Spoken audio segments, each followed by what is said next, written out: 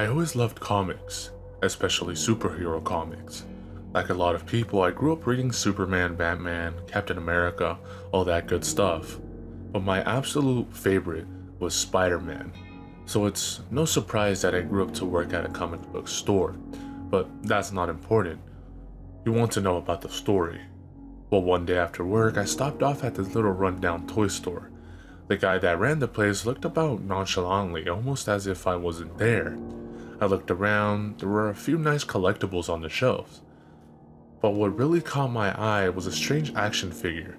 It was a Spider-Man action figure, but unlike any I'd ever seen. It was all red, its webbing patterns were disorganized, the spider was crooked and looked like a real spider.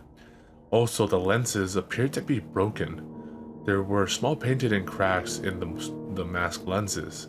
That unnerved me a bit, but I still thought it was cool. I bought it for a mere 50 cents, and the comic book was given to me for free. Comes with the figure, the store owner said. The only thing I ever heard him say while I was there. I left and brought it home to my apartment. I set the toy on a shelf with the rest of my personal collection. Yes, I'm a nerd, get over it. You're here for the story, right? Anyways, I took out the comic out of the bag and actually looked at it. It was creepy to say the least. It looked like a homage to Amazing Fantasy issue 15, Spider-Man's first appearance. The title read The Forgotten Spider-Man issue 0. It looked like the action figure, but the person he was holding looked limp. His head at an unnatural angle, his eyes closed. It didn't say who wrote it or illustrated it. No Comics Court authority symbol, not even a Marvel logo.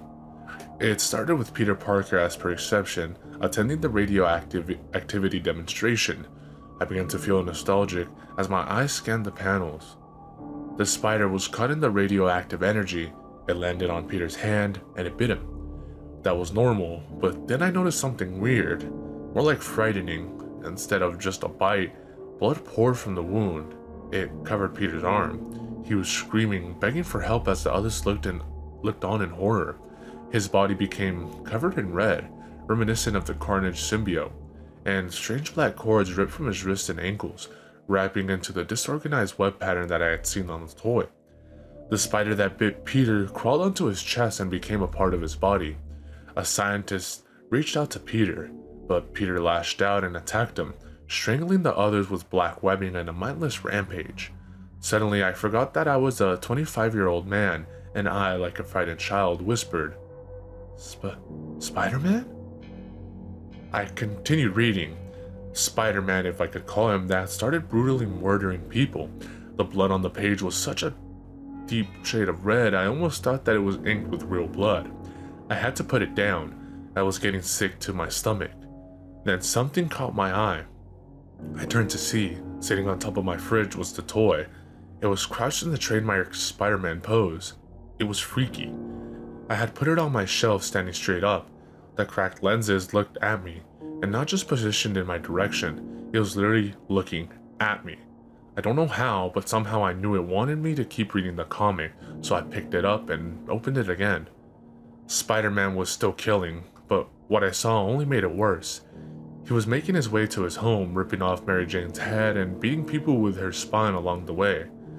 I was getting horrified, and then, in a full splash panel, he had reached his house. He killed his Uncle Ben first, blind with rage, and then ripped his arm off, beating Aunt May to death with it. I was getting sick again. I could have sworn I heard laughing in the back of my mind. It was the end of the issue. I saw a preview for the next one, which showed Spider-Man holding what looked to be Otto Octavius by the throat. I was grateful that the issue was over, but mortified by its contents. I turned to look at the Spider-Man toy. It was gone. Then I felt the issue slip away. In a fraction of a second, the toy was gone, taking the comic with it. I sighed with relief until a voice spoke in my mind in a cruel, mocking tone. Till next time, true believers. It's been a month since this happened. I learned that an artist, who had attempted to submit his work, a full horror-themed Spider-Man comic book to Marvel Comics, had died of overexhaustion, never eating or drinking, only working till his body just gave out. I learned this after searching up the Forgotten Spider-Man on the internet. An article about the artist being the only thing I could find. There was an image of the artist's desk included in the article, showing an unfinished cover of the comic book I had read. I was still traumatized by the events of that day, but I couldn't help feeling bad for this artist, as all he wanted was someone to appreciate his work. Now, I suppose that I'm that person because I got this in my mail today, sent in an envelope with no return address. It was The Forgotten Spider-Man, issue 1.